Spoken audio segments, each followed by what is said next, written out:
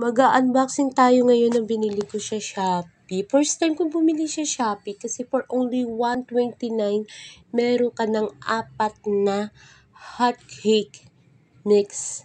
So, ang tatak pa niya is White King. So, eto nga, super sealed naman siya, safe naman. Medyo nabasa lang yung kahon, konti lang. Alam naman natin ngayon na medyo maulan ng panahon, okay lang yun. Ayan nga, titingnan natin. Pagbukas ko, sisirain ko na din yung kahon dyan. Siyempre, hindi ko na gagamitin, kaya itatapon ko na yung kahon. Ayan, bubuksan na natin. Pagkabukas ko, naka-bubble wrap pa rin sila. So, safe nga talaga yung aking biniling hot cake mix.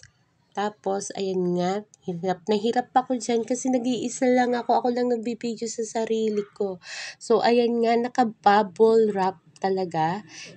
Hindi siya nayupia. Nayupi siya nung pagkakuha ko, guys. Talagang buong-buo yung kahon.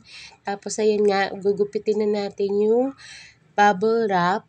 Pagkatapos, ayan, 4 na siya for only $129. So, saktong-sakto naman na meron akong free shipping, ginamit ko na.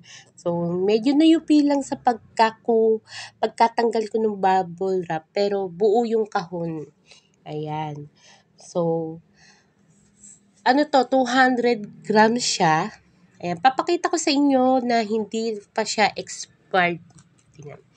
Ayan, July 12, 2024. So, hindi pa po siya expired sa 2024 pa nga, July pa.